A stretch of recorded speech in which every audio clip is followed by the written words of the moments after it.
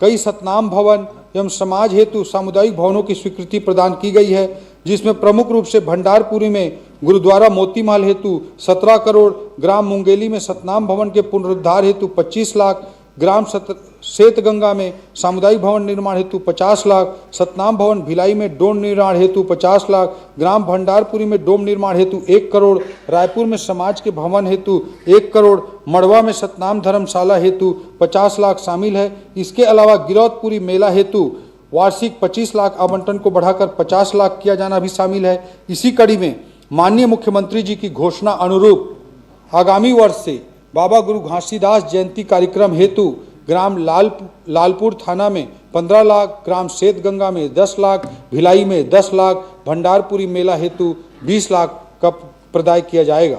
इसके साथ ही अनुसूचित जाति वर्ग के लोगों के कल्याण एवं विकास के लिए हमने 4 अनुसूचित जाति प्री मैट्रिक एवं पोस्ट मैट्रिक बालक बालिका छात्रावास, 1 क्रीड़ा परिसर तथा 1 प्रयास विद्यालय के भवन निर्माण हेतु 50 करोड़ का प्रावधान किया है। गुरु तीर्थ गिरौदपुरी गुरु तीर्थ तो पिछड़ा वर्ग के भी देख लेते साहब, 52% है नमूमन। धैर्य रख, धैर्य। गुरु तीर्थ गिरौदपुरी एवं भंडारपुरी के उड्डयन के लिए 5 करोड़ 60 लाख का प्रावधान किया गया है। माननीय मुख्यमंत्री जी की घोषणा रूप बजट में अनुसूचित जाति विकास प्राधिकरण की राशि को 50 करोड़ से बढ़ाकर 75 करोड़ प्रावधानित किया गया है। अन्य पिछड़ा वर्ग कल्याण। सभापति महोदय, अन्य पिछड़ा वर्ग विभाग को पूर्ण रूप से स्थापित करने, इसे और प्रभावी बनाने के उद्देश्य से हम इसके विभागाध्यक्ष कार्यालय हेतु पदों का प्रावधान कर रहे हैं। विगत 2 वर्षों में माननीय मुख्यमंत्री जी द्वारा कुनकुरी में कुम्हार समाज हेतु मंगल भवन, फरसाबहार में मंगल भवन, बालौद में सेन समाज भवन, कुनकुरी में भवन, बगीचा में यादव समाज के वृंदावन भवन, नरदहा में कुर्मी समाज भवन, तपकरा में सोनी समाज भवन, साहू समाज हेतु श्री नर्मदा खंड में भवन, मुंगेली में भवन, ग्राम कांदुल में आवंटित 5 एकड़ भूमि पर बाउंड्री वाल, सरगुजा में कोलता समाज हेतु 50 लाख इत्यादि अनेक भवनों की स्वीकृति प्रदान की गई है। सभापति महोदय, हमने अन्य पिछड़ा वर्ग की बेटियों के लिए रायपुर में 200 सीटर अन्य पिछड़ा वर्ग पोस्ट मैट्रिक छात्रावास तथा मनेंद्रगढ़ एवं रायगढ़ में 100 सीटर अन्य पिछड़ा वर्ग पोस्ट मैट्रिक छात्रावास के लिए बजट में प्रावधान किया है। साथ ही बिलासपुर में अन्य पिछड़ा वर्ग के लिए प्रयास आवासीय विद्यालय भवन निर्माण के लिए 20 करोड़ का प्रावधान किया गया है। सभापति महोदय, अन्य पिछड़ा वर्ग विकास प्राधिकरण के लिए 80 करोड़ तथा माननीय मुख्यमंत्री जी की घोषणा अनुरूप मध्य क्षेत्र विकास प्राधिकरण की राशि को 50 करोड़ से बढ़ाकर 75 करोड़ करने का प्रावधान इस बजट में किया गया है। श्रम कल्याण। सभापति महोदय, हमने असंगठित श्रमिक सुरक्षा एवं कल्याण हेतु 128 करोड़ का प्रावधान किया है। रायपुर एवं इसके आसपास के क्षेत्रों में तीव्रता के साथ औद्योगिकरण हो रहा है, जहां काम करने के लिए प्रवासी श्रमिक अन्य जिलों एवं विभिन्न क्षेत्रों से आते हैं, जिनके पास रहने की कोई आवासीय सुविधा नहीं होती है। इनकी सुविधा के लिए नवा रायपुर में प्रवासी मजदूर आवासीय परिसर का निर्माण किया जा रहा है। इसके लिए भी बजट में प्रावधान किया गया है। भूमिहीन कृषि मजदूर परिवारों के लिए दीनदयाल उपाध्याय भूमिहीन कृषि मजदूर योजना के अंतर्गत 600 करोड़ रुपए का बजटीय प्रावधान किया गया है। सभापति महोदय, हमारे संकल्प पत्र के वायदे के अनुरूप हम किसानों और मजदूरों का दुर्घटना बीमा भी कराएंगे। इसके लिए भी इस बजट में प्रावधान लाया गया है। सभापति महोदय, संकल्प थीम के अगले पड़ाव एल अर्थात लाइवलीहुड के संबंध में मैं आपके माध्यम से सदन का ध्यान आकृष्ट करना चाहूँगा। आधुनिक युग में आजीविका न केवल जीवन यापन का एक माध्यम है, बल्कि लोगों के आत्मसम्मान, पहचान और अपनी आकांक्षाओं की पूर्ति का एक साधन है। छत्तीसगढ़ की बड़ी आबादी प्रत्यक्ष अथवा अप्रत्यक्ष रूप से कृषि, उद्यानिकी, पशुपालन, मत्स्य पालन, ग्रामोद्योग, लघु वनोपज इत्यादि से जुड़ी हुई है। कृषि, कुटीर उद्योग, हस्तशिल्प जैसे क्षेत्र हमारे राज्य में लाइवलीहुड के मजबूत आधार बने, इसके लिए इनके विस्तार की कार्य योजना बनाई गई है। कृषि। सभापति महोदय, छत्तीसगढ़ के समावेशी एवं सर्वांगीण विकास तथा खुशहाली का रास्ता खेतों से, खलिहानों से, मेड़ों से, नहरों से और तालाबों से होकर किसानों के घर तक पहुंचता है। छत्तीसगढ़ में कृषि एक व्यवसाय नहीं बल्कि हमारी संस्कृति है, हमारी पहचान है और ग्रामीण अर्थव्यवस्था की नींव है। सभापति महोदय, हमने खरीफ सीजन 2014 और 2015 के धान उत्पादन प्रोत्साहन योजना की 3,716 करोड़ की बकाया राशि किसानों को देकर अपना वादा निभाया। साथ ही साथ हमने मोदी की गारंटी अंतर्गत अन्नदाताओं से प्रति एकड़ 21 क्विंटल 3100 रुपये प्रति क्विंटल की दर से धान की खरीदी सुनिश्चित करने के लिए कृषक उन्नति योजना प्रारंभ की है। समर्पण खरीफ सीजन 2025-26 में 142 लाख मीट्रिक टन धान की खरीदी को मिलाते हुए बोलिए सर जी, खरीफ सीजन 2025-26 में 142 लाख मीट्रिक टन धान की खरीदी को मिलाते हुए हमने पिछले 3 खरीफ सीजन में ऐतिहासिक 437 लाख मीट्रिक टन धान की ऐतिहासिक खरीदी की है, जिससे किसानों के खाते में लगभग 1,40,000 करोड़ रुपए से अधिक का भुगतान संभव हो रहा है। फसल विविधीकरण को प्रोत्साहित करने के लिए दलहन, तिलहन, मक्का, कोदो कुटकी, रागी और कपास जैसे फसलों को भी कृषक उन्नति योजना में शामिल किया गया है। कृषक उन्नति योजना के लिए इस बजट में 10,000 करोड़ रुपए का प्रावधान किया गया है। सभापति महोदय, धान खरीदी में मार्कफेड की बड़ी महत्वपूर्ण भूमिका रहती है, इसलिए मार्कफेड को धान उपार्जन हेतु 6,000 करोड़ का प्रावधान किया गया है। विगत 2 वर्षों में हमने गन्ने की खेती करने वाले किसानों को 92 करोड़ से अधिक की प्रोत्साहन राशि प्रदान की है। इसके लिए 60 करोड़ का अतिरिक्त प्रावधान किया गया है।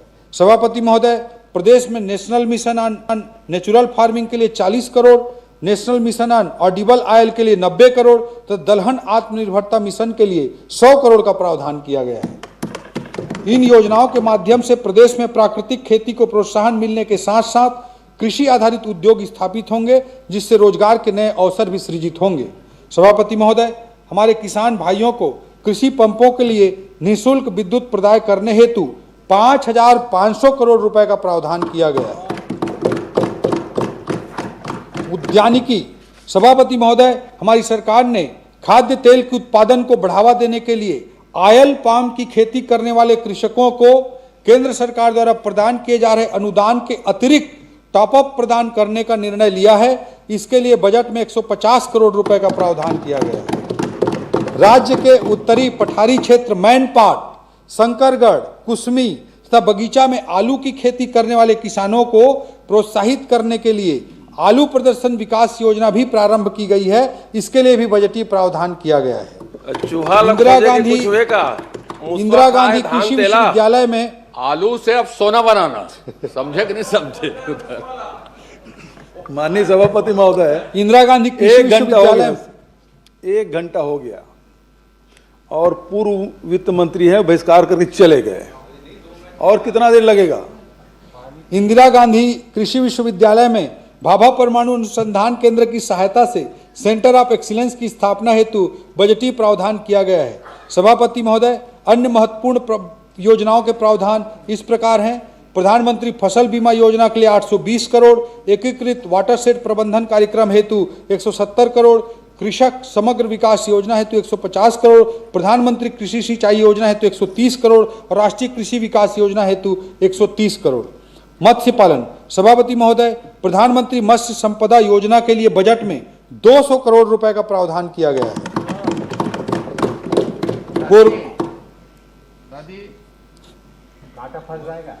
कोरबा जिले के हसदेव बागो जलाशय में मछली पालन को बढ़ावा देने के उद्देश्य से प्रधानमंत्री मत्स्य संपदा योजना के तहत एकीकृत एक्वा पार्क प्रस्तावित है, जिसके लिए भी बजट में 5 करोड़ रुपए का प्रावधान किया गया है। पशुधन विकास, सभापति महोदय, यह अवसर उन लाखों चरवाहों, गोपालकों और पशुपालकों के प्रति कृतज्ञता व्यक्त करने का है जो हमारी ग्रामीण अर्थव्यवस्था के असली स्तंभ हैं। हमारी सरकार ने राज्य में डेयरी उद्यमिता को प्रोत्साहित कर आजीविका का प्रमुख साधन बनाने के लिए डेयरी समग्र विकास योजना प्रारंभ की है तथा इसके लिए बजट में 90 करोड़ रुपए का प्रावधान किया गया है। इस योजना के तहत रायपुर, बिलासपुर एवं जगदलपुर के मिल्क प्रोसेसिंग सेंटर का उन्नयन भी शामिल है। पशुओं के नस्ल सुधार तथा दूध उत्पादन में वृद्धि के उद्देश्य से समग्र पशु संवर्धन योजना के लिए 8 करोड़ का प्रावधान किया गया है। पशुओं को वर्ष भर हरा चारा की उपलब्धता सुनिश्चित कराने की दृष्टि से हरा चारा उत्पादन योजना हेतु 10 करोड़ का प्रावधान किया गया है।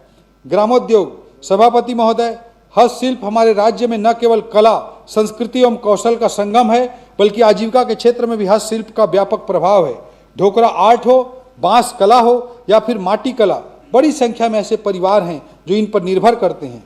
इनके द्वारा बनाए गए उत्पादों को सही बाजार और सही दाम मिले तो न केवल कला और हुनर का सम्मान होगा, बल्कि ऐसे परिवारों के जीवन स्तर में भी सुधार होगा। इसलिए हमने यह निर्णय लिया है कि देश के 5 प्रमुख शहरों के एयरपोर्ट पर शोरूम खोले जाएंगे। इसके लिए भी हमने बजटीय प्रावधान किया है। हस्तशिल्पियों को राष्ट्रीय और अंतर्राष्ट्रीय स्तर के मेलों, प्रदर्शनियों में भाग लेने के लिए वित्तीय सहयोग के लिए भी बजट में प्रावधान किया गया है। माननीय प्रधानमंत्री जी की पहल से रायपुर में यूनिटी मॉल का निर्माण हो रहा है, जिससे हस्तशिल्पियों के द्वारा निर्मित प्रोडक्ट्स को आधुनिक प्लेटफॉर्म मिलेगा। इसके लिए 93 करोड़ रुपए का प्रावधान किया गया है। सभापति महोदय, माटी शिल्प कला के नए डिजाइन तैयार करने एवं उन्हें बाजार के लिए आकर्षक स्वरूप देने के लिए कुनकुरी के ग्राम गोरिया में ग्लेजिंग यूनिट की स्थापना की जाएगी। इसके लिए 2 करोड़ 86 लाख रुपए का प्रावधान किया गया है। सभापति महोदय, संकल्प थीम की अंतिम कड़ी पी अर्थात पॉलिसी से परिणाम तक है। पी अर्थात पॉलिसी से परिणाम तक है। महोदय, चाणक्य ने कहा है, लोक प्रशासन का चरित्र उसकी नीतियों में समाहित होता है और उन नीतियों का मूल्य उसके उद्देश्य से नहीं, उसके परिणाम से आंका जाना चाहिए। नीति वह सार्थक है जो लोक कल्याण, प्रभावी क्रियान्वयन और अनुशासन के साथ धरातल पर परिणाम दे।